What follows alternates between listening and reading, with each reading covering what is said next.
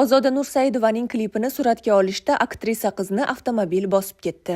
Baxtsiz hodisa 2024-yil kuzida ro'y bergan. Klipda suratga tushayotgan voyaga yetmagan qiz Gelik rusumli avtomobilni boshqarib, boshqa bir aktrisa Sabrina Jabborovani bosib ketgan. Oqibatda nogiron bo'lib qolgan Sabrina oyoqqa turishiga yordam so'raganida faqat quruq va'dalar va tahdidlarni olganini yozib, jamoatchilikka murojaat qildi. 2024-yilning 7-noyabr kuni xonanda Ozoda Nursaidovaning Dilbarim qo'shig'i uchun klip suratga olish jarayonida baxtsiz hodisa yuz berib, aktrisa Sabrina Jabborovani avtomobil bosib ketgan. Bu haqda aktrisaning o'zi ijtimoiy tarmoqlarda ma'lum qilgan. Sabrinaga ko'ra Mercedes-Benz Gelik boshqaruvida voyaga yetmagan boshqa aktrisa bo'lgan. U ham klipda suratga tushayotgan bo'lgan. Jabrlanuvchiga birinchi yordam vaqtida ko'rsatilmagani natijasida ko'p qon yo'qotilgan. Keyin uni 4-sonli kasalxonaga olib borishgan. 9 soatlik operatsiyadan so'ng bemorning hayoti saqlab qolingan.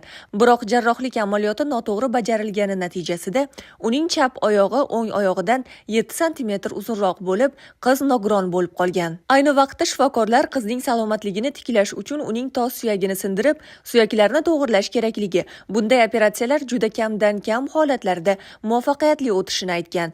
Sabrina yordam so'rab qilgan murojaatida mashina rulidagi voyaga yetmagan qizni suratga olish jarayoniga AK ismli shaxs olib kelgani va unga haydashga ruxsat berganini yozib qoldirgan. Uning so'zlariga ko'ra, suratga olish tashkilotchilari va boshqa aybdor shaxslar jabrlanuvchiga yetarlicha yordam ko'rsatmagan. Faqatgina 4 oy davomida filmni suratga olishda texnik qoidalarni buzganligi uchun jarima sifatida $500 to'lab turgan. Ma'lum bo'lishicha, ushbu hodisa bo'yicha ish sudga oshirilgan, lekin hali sud jarayoni boshlanmagan. Sabrina tergovchi unga ish materiallarini taqdim qilmaganini aytgan. Shuningdek, Sabrina normal yurish qobiliyatini tiklash uchun chet elda takroriy operatsiya o'tkazishi kerakligini aytgan va jamoatchilikdan yordam so'ragan. Madaniyat vazirligi matbuot xizmati baxtsiz hodisa faktini inkor qilmadi, ammo qo'shimcha tafsilotlarni ochiqlamadi. Ushbu hodisaga xonanda Ozoda Nursaidova o'zining Instagram ijtimoiy tarmog'idagi sahifasida munosabat bildirdi. Biz bu hozir chiqishimizdan maqsadimiz majbur bo'lib chiqdik. Ayrim bir odamlar, blogerlarga men aytmoqchimanki, bu Ozoda opani olingan klipida bo'lgan voqea baxtsiz voqea deymiz bu narsani. Baxtsiz voqeada nima bo'lgan, nima qo'ygan bilmasdan turib, hamma xohlagan gapini gapirib qo'yib yotibdi-da u yerda. Birinchi yordam ko'rsatilmagan deyapti. Vaholanki birinchi yordam ko'rsatilgan. Telefonda har bitta narsa qilingan narsa bo'yicha bankaga birinchi kundan borganimizdan hozirgi kungacha bo'lgan narsalar, qilingan narsalar hammasi yozilgan. Onasi bilan gaplashilgan gaplari hamma narsa yozilgan bu yerda. Lekin hozir sizlar bilmasdan turib, nima haqqinglar bor yolg'on ma'lumot tarqatyapsizlar-da. Kimga xohlagan odamga bersa, hamma o'zicha negativ bitta odamning nomini yomonlash 5 minut, 1 daqiqada yomonlab qo'yishimiz mumkin, hammani yomon qilishimiz mumkin. Lekin bunaqa kunlarda hozir bir-birimizni dilimizni ortib gunohga botmaylikda.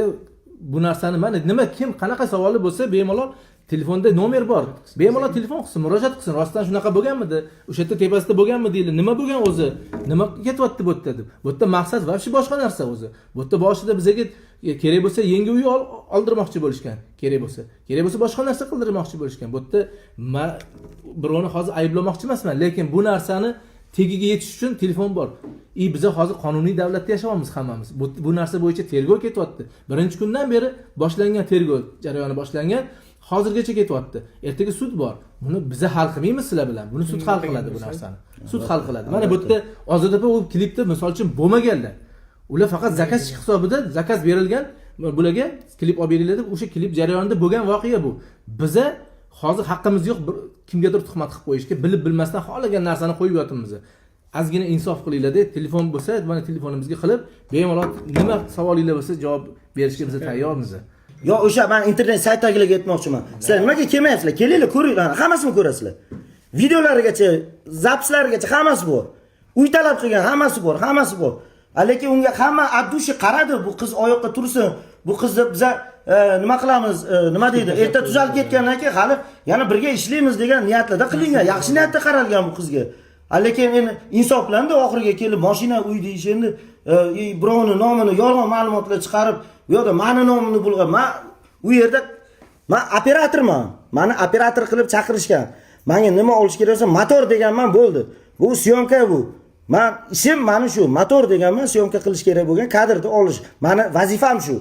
Meni vazifam uni boshqasiga qarash emas. Biz ushbu voqeaga yakun yasamaymiz, aksincha yakuniy ma'lumotni taqdim etamiz.